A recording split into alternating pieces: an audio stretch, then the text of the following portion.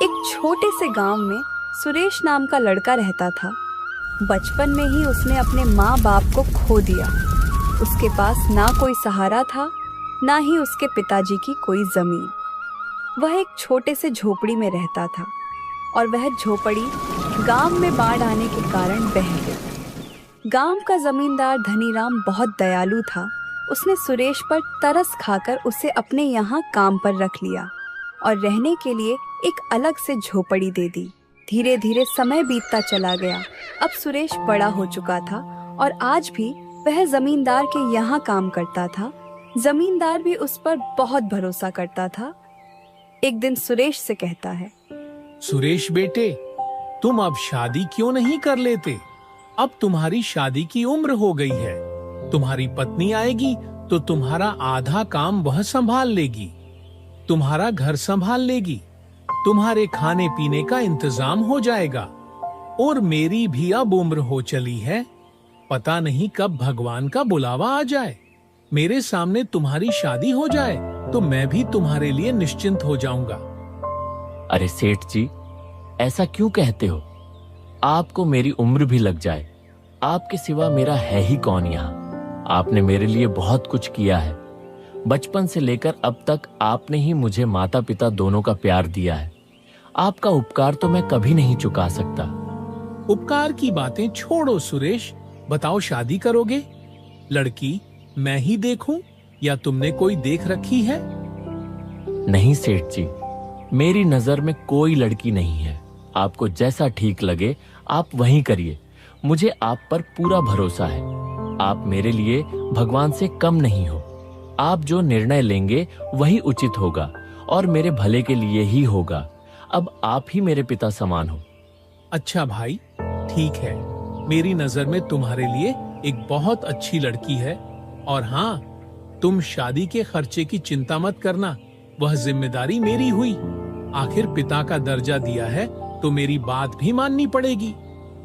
जी मालिक, जैसा आपको ठीक लगे। धनीराम का एक बेटा भी था जो यह सारी बातें सुन लेता है और गुस्से से अपने पिताजी के पास जाकर कहता है, पिताजी, यह आप क्या कह रहे हैं?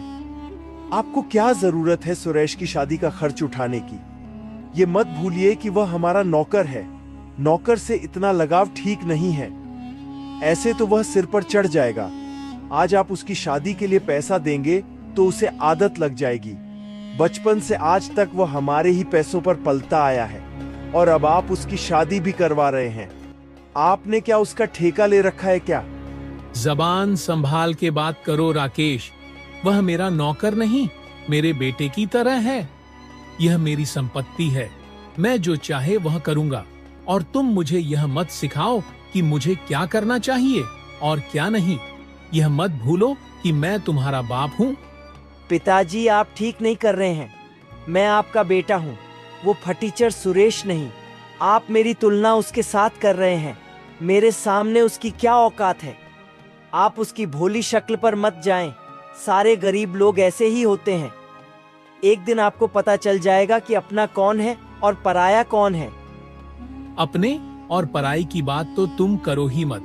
मुझे अच्छे से पता है कौन अपना है और कौन पराया। पहले जब मैं बहुत बीमार था तब कहाँ गया था तुम्हारा अपनापन? तब गोपाल ने मेरी कितनी सेवा की, दिन रात मेरी सेवा में लगा रहा। आज मैं जिंदा हूँ तो सिर्फ उसकी वजह से। तुमने तो मेरी एक बार भी खबर नहीं ली। तुम अपने नशे में धुत पड़े रहते थे। क्या मैं झूठ बोल रहा हूँ? बोलो। और यहाँ आकर अपने पराये का भाषण दे रहे हो। चले जाओ यहाँ से। लगता है उसने आप पर कोई जादू टोना कर दिया है, इसलिए आप अपने बेटे से ज्यादा उस 2 कोड़ी नौकर की तरफदारी कर रहे हो। और आपकी उम्र भी तो हो चली है। आपकी उम्र में आदमी शटिया जाता है। अभी एक काम करो, सारा हिसाब किताब मुझे दे दो, नहीं तो आप इसी तरह से सब पैसे लुटा दोगे और मेरे पास कुछ भी नहीं बचेगा। जब तक मैं जिंदा हूँ तब तक तुम्हारे हाथ कुछ नहीं आने वाला। तुम्हारे हाथ में हिसाब किताब देकर मुझे अपना नाम नहीं खराब करना है। मैंने पैसे बहुत मेहनत से कमाए हैं। समाज में मेरी बहुत इज्जत है। और तुम मेरी इज्जत मिट्टी में मिलाना चाहते हो। अगर तुम्हें हिसाब किताब चाहिए तो उस लायक बनकर आओ, फिर बात करेंगे। काश तुम्हारी जगह भगवान मुझे गोपाल जैसा बेटा दिया होता। राकेश वहां से गुस्से से चला जाता है। इस फटीचर सुरेश का कुछ करना पड़ेगा। ये 2 टके का नौकर मेरी जगह लेने की कोशिश कर रहा है। उसकी तो छोड़ो, जब अपना ही सिक्का खोटा निकले तो भला क्या करें। मेरा बाप होकर मेरी जगह उस मनहूस की तरफदारी कर रहा है। यह अपमान मैं कभी नहीं भूलूंगा। वक्त आने पर दोनों को सबक सिखाऊंगा। थोड़े समय बाद धनीराम सुरेश की शादी करवा देता है। सुरेश की जिंदगी और बेहतर हो जाती है। सचमुच सीमा, तुम्हारे आने से मेरी जिंदगी पूरी तरह से बदल गई है। अब तक मैं अपने सारे काम खुद ही किया करता था। खाना पकाना, कपड़े धोना, अब सब तुम संभाल लेती हो। और तुम्हारी आने की वजह से मेरा अकेलापन भी दूर हो गया है। माँ बाप तो बचपन में ही गुजर गए और फिर मालिक ने ही मुझे सहारा दिया। उन्होंने मेरे लिए बहुत कुछ किया है। उनका उपकार मैं कभी नहीं चुका पाऊंगा। आज तुम मुझे मिली हो तो सिर्फ उनकी वजह से। मालिक मेरे लिए किसी भगवान से कम नहीं। यह बात तुम भी हमेशा याद रखना। मालिक के मान सम्मान में कभी कोई कमी मत रखना। जी बिल्कुल, आप बिल्कुल सही कह रहे हैं। धनीराम चाचा दिल के बहुत अच्छे आदमी हैं। ऐसे ही कुछ दिन बीत जाते हैं। एक दिन राकेश धनीराम से कहता है, सुनिए पिताजी, मुझे 10,000 रुपए चाहिए। तुम्हें इतने सारे पैसे किस लिए चाहिए? वह मैं आपको नहीं बता सकता। बस मुझे पैसे दे दीजिए। समझ गया। अपने नशे की लत और जुआ खेलने के लिए तुम्हें पैसे चाहिए, क्योंकि अब तक तुम यही करते आए हो। राकेश, अभी भी वक्त है, सुधर जाओ। ये सब गंदी आदत छोड़ दो। इसमें कुछ नहीं रखा, सिर्फ बर्बाद ही होगा। मैंने आपसे रुपए मांगे हैं, ज्ञान नहीं। मेरी जो मर्जी मैं करूं। आखिर ये सब पैसे मेरे ही तो है। मैं ही आपकी संपत्ति का अकेला वारिस हूं। मेरा जहां मन करेगा मैं वहां खर्च करूंगा। आप अपनी सलाह अपने पास ही रखिए और मुझे बस पैसे दे दीजिए। बदतमीज अपने पिता से कैसे बात करते हैं? तुम्हें इसकी भी तमीज नहीं रही। तुम दिन दिन बदतमीज होते जा रहे हो। अगर किसी अच्छे काम के लिए मांगते तो मैं तुम्हें पैसे दे भी देता, लेकिन अब मैं फुटी कोड़ी भी नहीं दूंगा। ये धन दौलत मैंने बहुत मेहनत से कमाई है, जुए और नशे में उड़ाने के लिए नहीं। निकल जा मेरे नजरों के सामने से। तुम्हें देने के लिए मेरे पास एक पैसा भी नहीं है।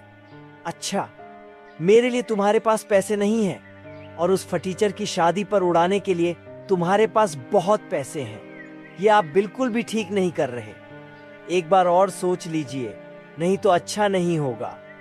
बदतमीज, अपने बाप को धमकी देता है। और कौन से पैसे? तुमने आज तक कभी फूटी कोड़ी नहीं कमाई। बचपन से लेकर आज तक मैंने तुम्हें किसी बात की कोई कमी नहीं होने दी। बहुत लाड प्यार से तुम्हें पाला। शायद यही मेरी गलती है, जिसकी सजा आज मुझे मिल रही है। निकल जा यहां से। राकेश गुस्से से चला जाता है। सुरेश धनीराम को परेशान देखकर पूछता है, क्या हुआ मालिक? आप बहुत परेशान लग रहे हो। क्या बताऊं बेटे, राकेश ने मुझे बहुत परेशान कर रखा है। दिन ब दिन वह बिगड़ता चला जा रहा है। मुझे उसकी बहुत चिंता हो रही है। वह सही और गलत का फर्क भूल गया है। पता नहीं इस लड़के का क्या होगा। मालिक, आप ज्यादा परेशान ना हो, सब ठीक हो जाएगा। आप छोटे मालिक से प्यार से बात करके उन्हें समझा दीजिए, वह समझ जाएंगे। वह दिल के बुरे नहीं है। नहीं सुरेश बेटे, तुम नहीं जानते, अब बात हाथ से निकल चुकी है। वह बातों से मानने वाला नहीं है।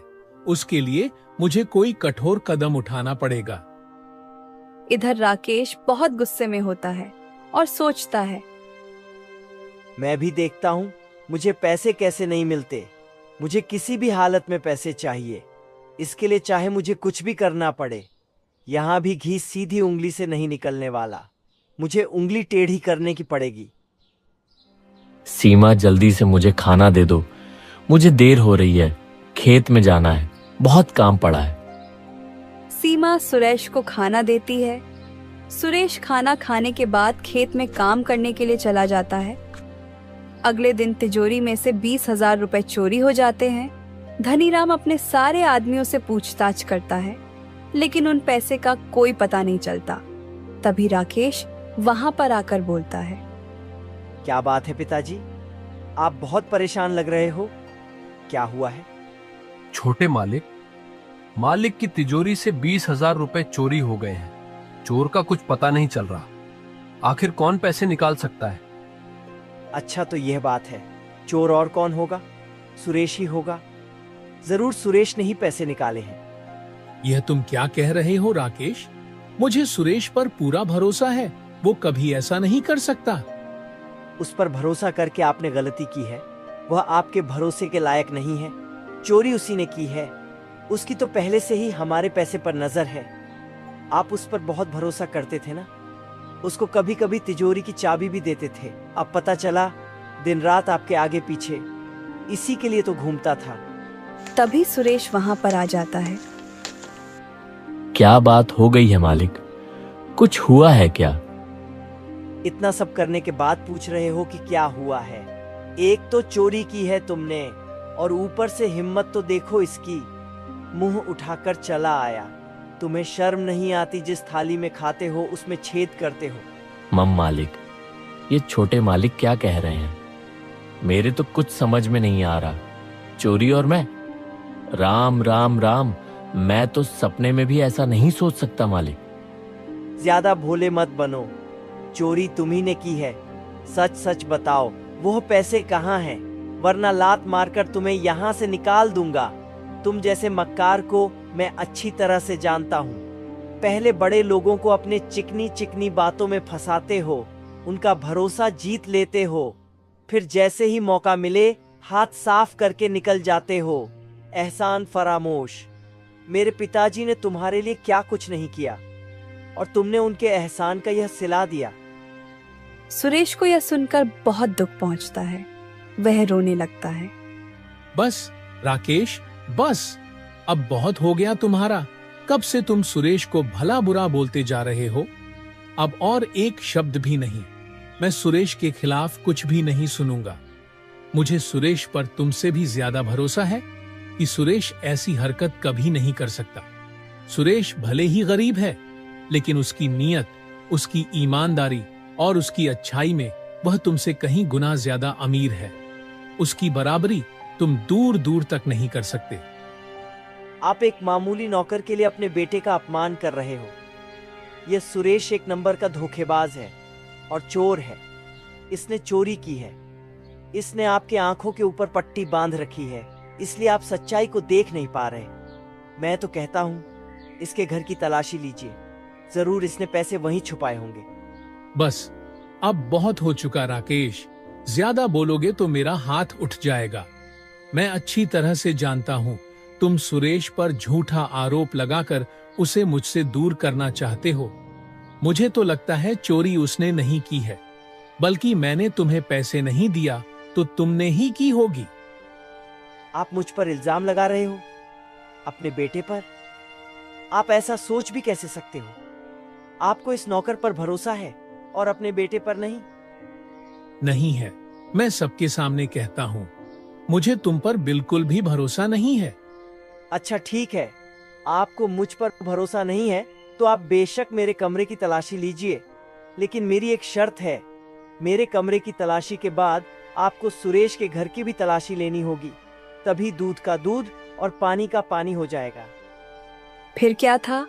राकेश के कमरे की तलाशी ली जाती है, लेकिन उसके कमरे में वह पैसे नहीं मिलते। देखा, आप सबको नहीं मिले ना पैसे। मैं आपको कब से कह रहा हूँ कि पैसे सुरेश ने ही चुराए हैं। एक बार उसके घर की भी तलाशी ली जानी चाहिए। छोटे मालिक बिल्कुल सही कह रहे हैं। सुरेश के घर की तलाशी लेते हैं। फिर सुरेश के घर की तलाशी ली जाती है और सुरेश के घर में पैसे मिल जाते हैं। ये लीजिए मालिक, सुरेश के पलंग के नीचे रखे थे। ये देखकर सुरेश को बहुत बड़ा धक्का लगता है, कि आखिर उसके घर में पैसे आए कहां से। देखा पिताजी आपने, मैं आपको कब से कह रहा था कि पैसे सुरेश ने लिए हैं, लेकिन आपने मुझ पर भरोसा नहीं किया। अब पता चला अपना कौन है और पराया कौन।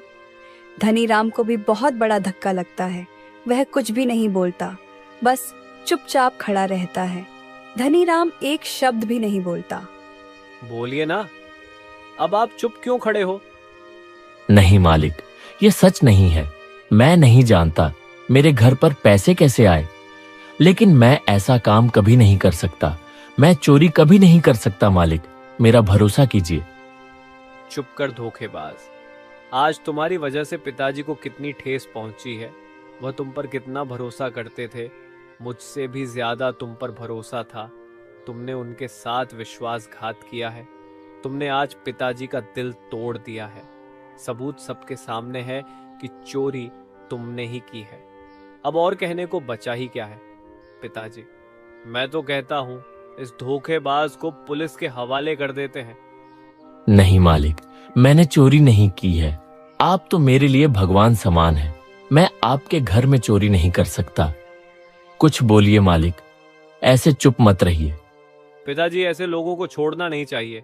मैं अभी पुलिस को बुलाता हूँ। नहीं, तुम पुलिस को नहीं बुलाओगे। चलो यहाँ से। लेकिन पिताजी, आप इसे ऐसे कैसे छोड़ सकते हैं? इसको सजा तो मिलनी चाहिए। मैंने कहा ना, तुम नहीं बुलाओगे पुलिस। मुझे कोई शिकायत दर्ज नहीं करवानी। चलो यहाँ से। ऐसे मत जाइए मालिक, कुछ तो बोलिए। आप मुझसे रूठ जाओगे तो भगवान मुझसे रूठ जाएगा मालिक। मुझसे बात कीजिए मालिक। खबरदार, अगर मेरे पिताजी के पास आने की भी कोशिश की आज के बाद, अगर हमारे घर के आसपास भी दिखे तो तुम्हारी टांगे तोड़ दूंगा। शुक्र मनाओ मैंने पुलिस नहीं बुलाई। पिताजी ने तुम पर और एहसान कर दिया है, नहीं तो आज तुम जेल में होते। सुरेश धनीराम को मनाने की बहुत कोशिश करता है, रोने लगता है, लेकिन उसकी बात कोई नहीं सुनता। धनीराम वहां से चला जाता है। सीमा, यह क्या हो गया? आज मैंने अपने भगवान समान मालिक का दिल दुखाया है। उन्हें कितना बुरा लग रहा होगा। वह तो अंदर से पूरे टूट चुके होंगे। लेकिन आपकी तो कोई गलती नहीं है। और ये पैसे हमारे घर पर कब आए? किसने रखे?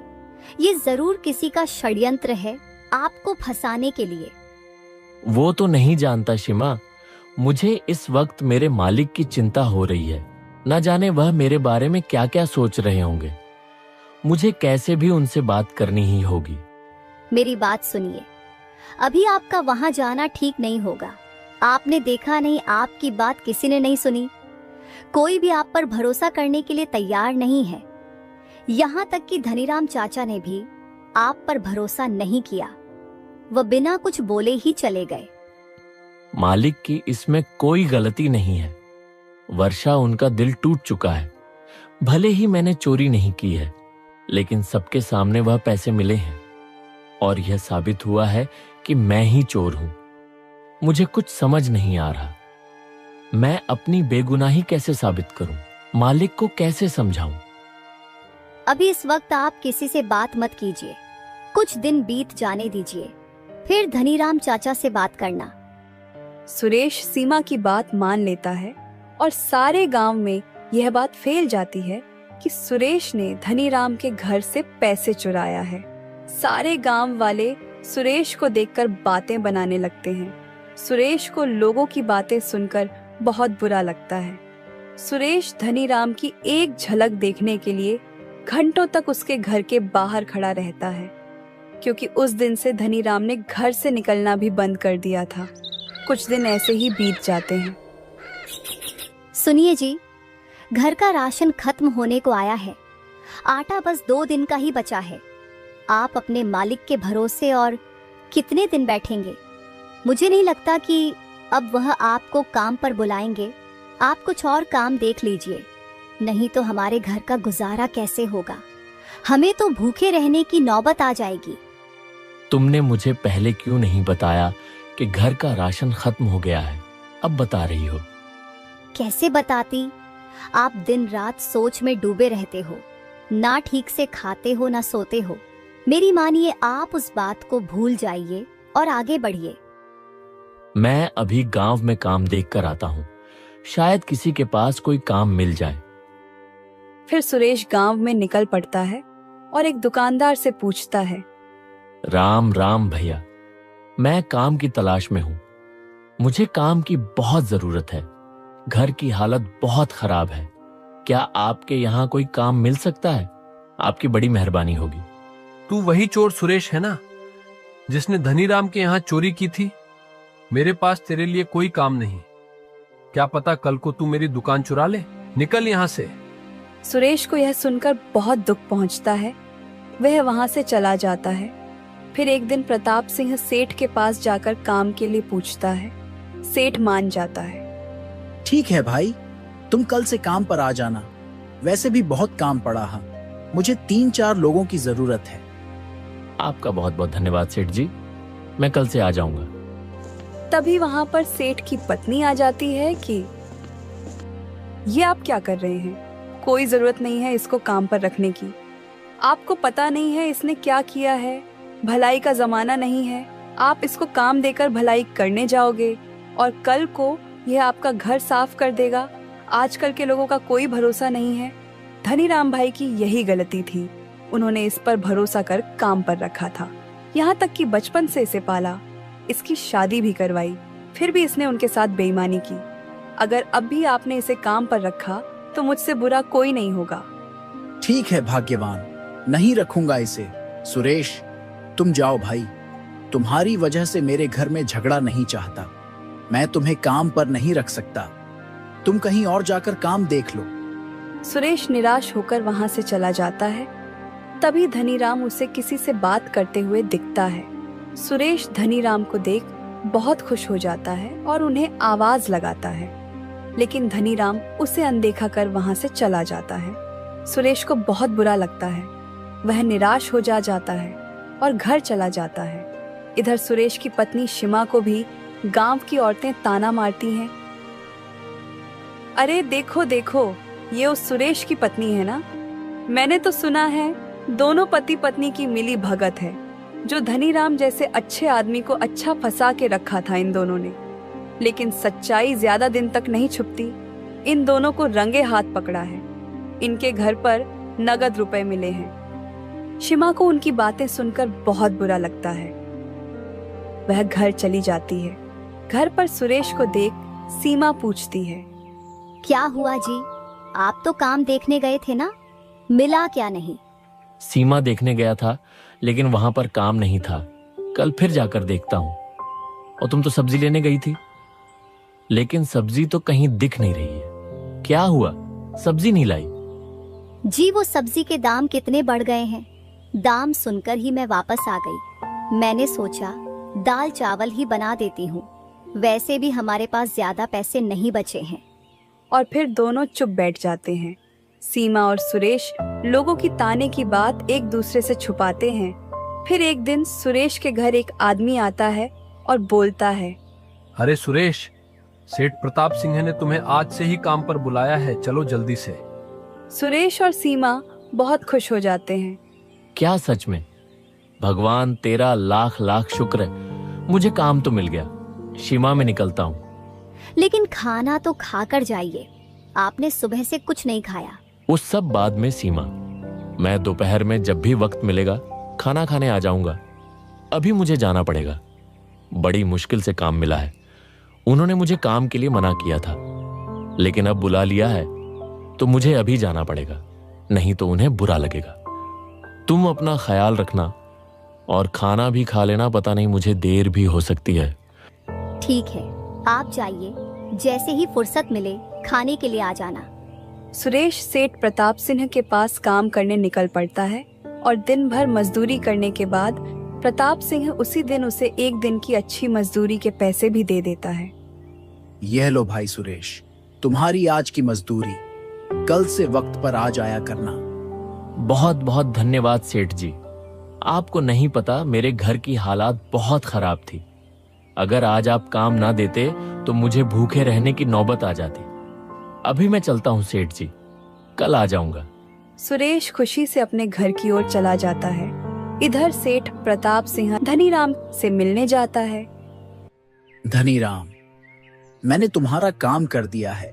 जैसा तुमने बोला था उसे काम पर भी रख लिया है और पैसे भी दिए हैं। तुम मेरे बहुत अच्छे मित्र हो, इसीलिए मैंने तुम्हारी बात मानी। तुमने कहा इसीलिए मेरी पत्नी मानी है, नहीं तो मेरी पत्नी को मनाना मुश्किल था। शुक्रिया दोस्त, तुम्हारा ये एहसान कभी भी भूलूंगा। एक दिन राकेश एक आदमी से बात करता है। अच्छा तो ये बात है, उस सेठ के यहाँ सुरेश को काम मिल गया। तुम एक काम करो, जैसे हमने पिताजी के कमरे से पैसे चुराए थे, सुरेश के कमरे में रखे थे, वैसे ही उस सेठ के यहाँ सेठानी का हार चुरा लो और मौका मिलते ही सुरेश के घर पर जाकर रख दो। मैं भी देखता हूँ वह सेठ सुरेश को कैसे काम पर रखता है। उस सुरेश को मैं भूखे तड़प तड़प कर मरते हुए देखना चाहता हूँ। उसे पाई पाई के लिए मोहताज ना बनाया तो मेरा भी नाम राकेश नहीं। यह सारी बातें धनीराम सुन लेता है। उसे बहुत बड़ा धक्का लगता है और सुरेश के लिए उसका दिल और भी तड़प उठता है। गुस्से में वह राकेश के कमरे में जाकर बोलता है, अच्छा तो यह बात है, तुम इतना गिर जाओगे यह ने कभी नहीं सोचा था। उस बेचारे सुरेश ने तुम्हारा बिगाड़ा क्या है, जो तुम उसकी जिंदगी बर्बाद करने पर तुले हुए हो। मुझे लगा तुम सुधर गए हो, लेकिन मैं गलत था। तुम कभी नहीं सुधरोगे। तुम ही इतना गिर गए कि खुद के घर में तुमने चोरी की और इल्जाम बेचारे उस सुरेश पर डाल दिया। तुम्हारी इस गंदी हरकत की वजह से उसे कितना कुछ झेलना पड़ रहा है, यहाँ तक कि उसके लिए तुम पुलिस भी बुला रहे थे। अब मैं पुलिस बुलाऊंगा और सारे गांव वालों को भी बताऊंगा कि तुमने किस तरह से उसे फंसाया है। तुम ऐसे नहीं सुधरोगे। तुम्हारा क्या भरोसा, कल को तुम उस बेचारे की जान ले लोगे। तुम्हारा फैसला कल होगा, सबके सामने। राकेश कुछ भी नहीं बोलता, चुपचाप खड़ा रहता है। धनीराम वहां से चला जाता है और अगले दिन धनीराम सारे गांव वालों को अपने बेटे की सच्चाई बताता है और उसके बेटे की वजह से सुरेश को जो झेलना पड़ा, उसके लिए धनीराम उसे अपनी 10 एकड़ की जमीन सुरेश के नाम करता है, ताकि उसे कभी किसी पर निर्भर ना रहना पड़े। और उसका नौकर भी डर के मारे सच बता देता है। पुलिस भी बुलाई जाती है और राकेश और उसके नौकर को गिरफ्तार करके ले जाती है।